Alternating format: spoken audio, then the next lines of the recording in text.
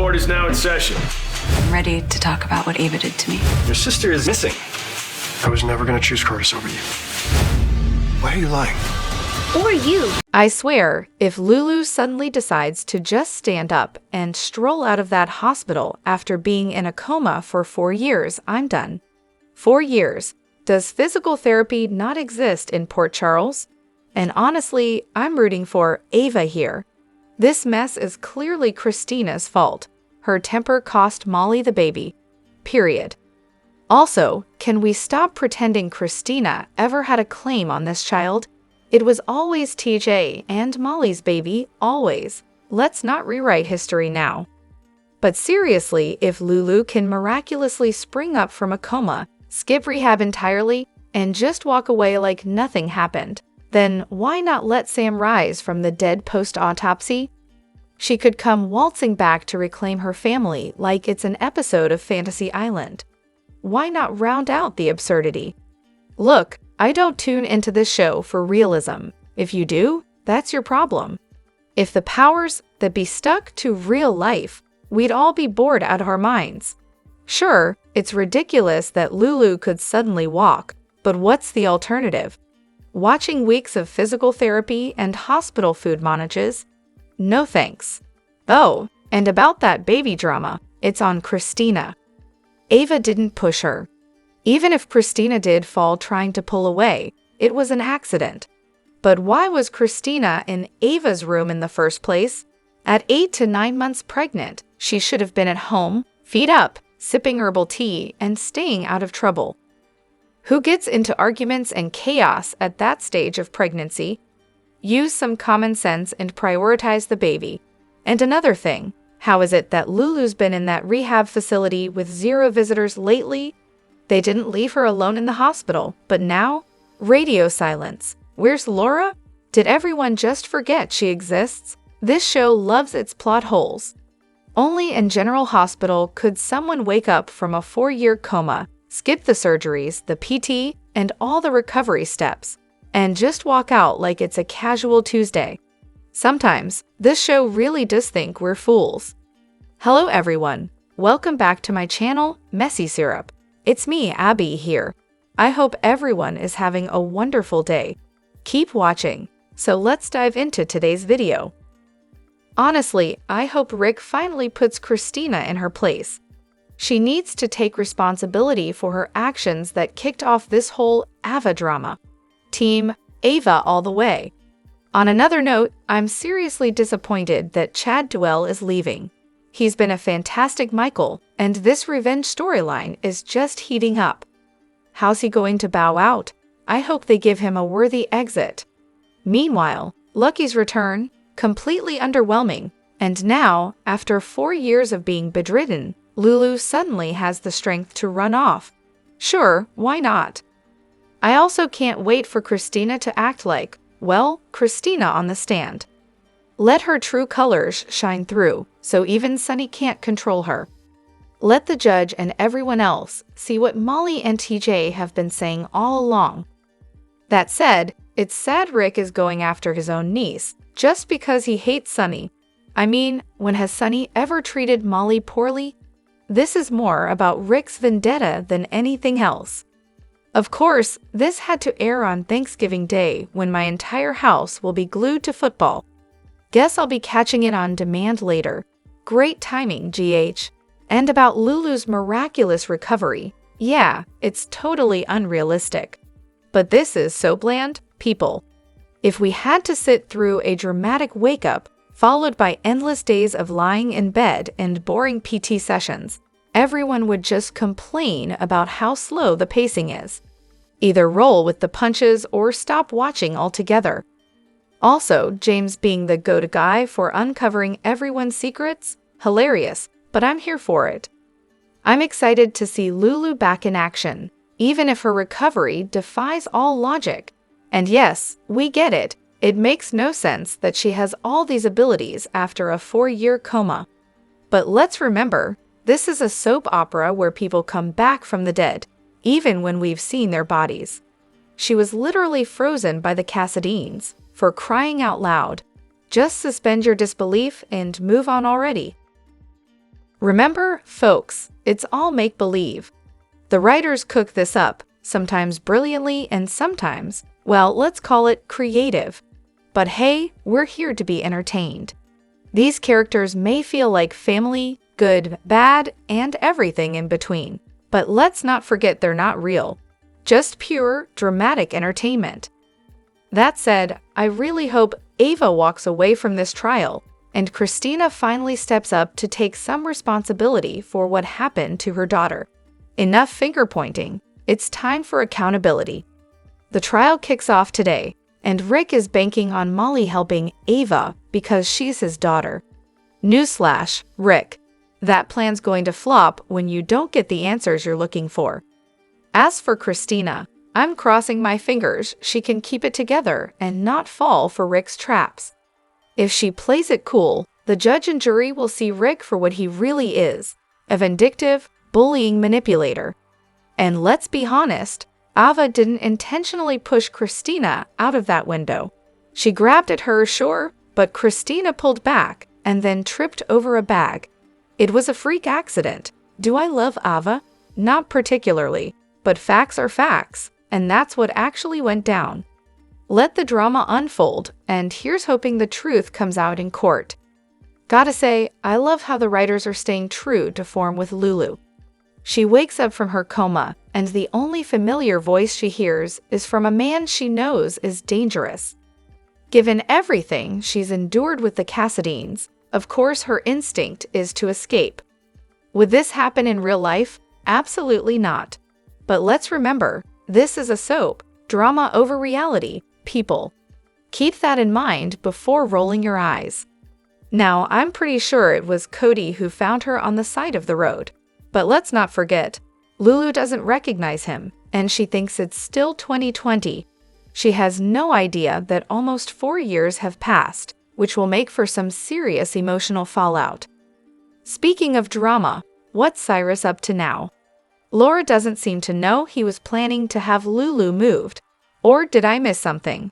So Cyrus is orchestrating a move for Lulu out of state, without Laura's permission or even her knowledge. What is his angle here? Something shady, no doubt. And while we're on the topic of keeping secrets, why hasn't Michael spilled what he saw on that nursery cam yet? It feels like it's only a matter of time before that bomb drops. In the previews, it looks like James is asking Lulu, "Who are you?" which probably means she thinks she still lives at her old house. That's going to be a tough realization for her when the truth sets in. And mark my words, Rick will absolutely get Kristina to mention the bag on the floor. That's when he'll pounce with, "Isn't it possible you tripped over that bag?" Boom. Cue the tragic accident defense. Ava might actually walk because of it. Finally, let's clear up some misconceptions about Kristina and Molly's situation. Legally and biologically, Molly is not that baby's mother. Kristina had no plans to give up her parental rights, and Alexis even warned Molly and TJ about this.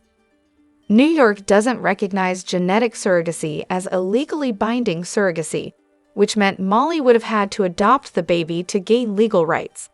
Kristina made it clear, after the baby had passed, that she never intended to sign away those rights. Why is it that everyone, and I mean everyone, ends up moving in with the Quartermains? Family, friends, distant acquaintances, probably even their barista. It's like the mansion has a revolving door with a neon sign blinking "Free Stay," drama included. And Lulu's family? They were glued to her bedside at GH before her surgery, and now, crickets. What did they do? Tag out and say, "Good luck, kiddo, you're on your own." It's absurd. But of course, this abandonment is conveniently the only way Cyrus can swoop in and mess with her, because logic. And Danny being in Drew's custody, that's rich. The kid barely knows the guy. Drew can't even find time for Scout, but somehow Danny's supposed to trust him. And why hasn't anyone publicly called Drew out for his shady behavior? Oh wait, I guess we're just waiting for Nina to blow it all up again. Classic. Then there's Alexis. Bless her heart, but she is in no shape to be taking in kids. The woman's stress levels are already through the roof, And now we're throwing a teenager into the mix? Great idea. At least Sonny had the sense to support Jason's love for his son, which is more than I can say for Alexis or Drew, who seem allergic to discussing love when it comes to these decisions. Dante gets it though. He knows kids need love more than anything, which is why he's handling this whole mess better than anyone else. Now onto Ava. Here's hoping she's found innocent, because, let's be real, Kristina, if Ava's paying for her crimes, then maybe your dear old dad should be too. Oh, and speaking of accountability, Kristina, how about taking some for yourself? Calling Ira and Adele in front of Molly? Really? Insensitive much? Save it for someone who doesn't have a direct emotional stake, maybe. And then there's the whole surrogate fiasco. Kristina swore she'd help Molly, then pulled a 180 at the last minute. Rick could, and probably should, drag her for that in court. It's a valid point. How can the court trust someone who breaks promises like that? Was she ever planning to give the child over, or was this the plan all along? It's the kind of drama I live for. Courtroom scenes are my jam, after all, but ethically, morally, the baby is Irene, and Kristina's selfishness caused a lot of pain. Honestly, Molly forgave her way too fast. If I were Molly, I'd support her in court, because family, but after that, only at holiday gatherings, thanks. Kristina needs to understand the damage she's done and learn some actual accountability. That said, the actresses are killing it. The tension, the emotions, it's all so believable. They're selling the story, even if the characters are driving me up the wall. Why hasn't Dante been called to testify yet? He's the one who questioned Ava for crying out loud. Let's not forget she flat out lied to him and moved Nicola's bags. None of that has been brought up? Really? And what about the small detail that Ava never went to the police after Kristina went flying out the window? Are we just conveniently forgetting there are photos of Ava with her hand on Kristina moments before the fall? Ava better not walk away from this scot-free, especially after all the chaos she's managed to sidestep over the years. And speaking of Ava's greatest hits, where's the fallout for knowing Sonny's pills were placebos? Not only did she know, but she went straight to the pharmacist to ensure every single one of his meds was a fake. How does she keep skating by without paying for any of her evil deeds? It's maddening. Meanwhile, didn't Laura explicitly tell Cyrus to stay away from Lulu unless she was notified first? So why is he sneaking around making arrangements for her without checking in? Classic Cyrus, acting like rules don't apply to him. Someone needs to remind him who's in charge here. And Michael? Fingers crossed he had enough sense to record Drew's little monologue about Aurora and Curtis. Curtis deserves to hear exactly what Drew said straight from the source. No filters, no excuses. If Michael didn't think to hit record, that's a missed opportunity for some great drama. As for the car that nearly mowed Lulu down, my money's on Cyrus. The timing is just too perfect, and when it comes to him, there's no such thing as coincidence. An interesting point about Molly and TJ's chemistry, or maybe the lack of it. Relationships on screen thrive on that spark, and if it's missing, even a solid storyline can fall flat. The new Molly actress is doing a fine job, but I agree, her dynamic with TJ doesn't quite match the vibe of the previous actress. That old chemistry had a natural flow that made their love story feel believable. Now, it's not quite clicking. As for TJ, he does seem to struggle with chemistry across the board. Conversations with him often come off as more robotic than heartfelt, which doesn't do any favors for his relationships, romantic or otherwise. Maybe it's the way his character is written or performed, but something isn't landing. Honestly, I think both characters could flourish more apart. Molly's ambitious, fiery personality could pair well with someone who challenges her, while TJ might benefit from being with someone who brings out a more relaxed, authentic side of him. Their individual growth could make for richer storylines than forcing a connection that no longer feels organic.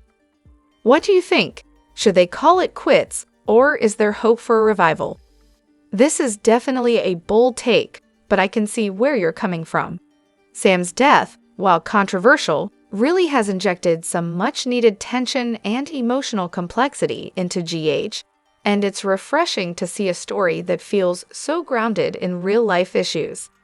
The custody battle and the dynamics between the men who feel ill-equipped to raise their children, yet can't bear the thought of anyone else having custody, brings a raw, human element to the show that's been missing for a while. It's not about mob wars or random villain attacks. It's about family, loss, and the messy, imperfect decisions people have to make when they're faced with grief and responsibility. And let's be honest, Sam as a character had been kind of exhausting for a while. There just weren't many places left for her to go in terms of growth, and her storylines had gotten a little stagnant. So while her death might seem like a loss, in the long run, it's opened up fresh, meaningful stories, especially with the kids and their desire to stay together after losing their mother. It's a tough situation because, as you said, there's no solution where everyone is happy, which makes it so much more compelling. The whole situation has created opportunities for other characters to really step up, especially Alexis. I'm so intrigued to see where the investigation into Sam's death goes. We all know Liz is innocent, but the question of who really did it, Cyrus, Sidwell, or someone else entirely, adds that edge of mystery. And when Alexis finds out the truth, I can already picture her going full Cassadine, vengeful and unstoppable. It would be the ultimate storyline for her, and after all she's been through, it'd be so satisfying to see her take control in that way. You also hit the nail on the head with the way this will impact everyone else. Sam's death has ripple effects through so many characters: Jason, Drew, Danny, Scout, Molly, Kristina, Alexis, and even Dante and Lulu, eventually. It's not just about grief, it's about how everyone adapts, reacts, and deals with the fallout. There's so much potential for these long-term impacts to unfold in compelling ways, which is why I'm honestly more interested in this direction than I've been in a long time. So, in the end, Sam's death might have been the best thing for GH in terms of storytelling. It's created this intense, emotional web of drama that could last for years if they handle it right. It's not about losing her, but rather what the show gains in the aftermath. This is a fun theory. GH does love to throw in those retconned memories and hidden secrets, so I can totally see them going down that path with Lulu, especially given how emotionally charged her coma situation is. If they decided to follow the same idea as Michael, where he recalls things people said to him while he was unconscious, it could open up a whole new can of worms. As for what secret could be revealed to Lulu, I'm leaning towards something really juicy. Since we know she was in the middle of so many personal dramas before her coma, this could be the perfect opportunity to add layers of complexity to her relationships. Willow confessing her feelings for Drew, especially given how messy that whole situation could get, would be explosive.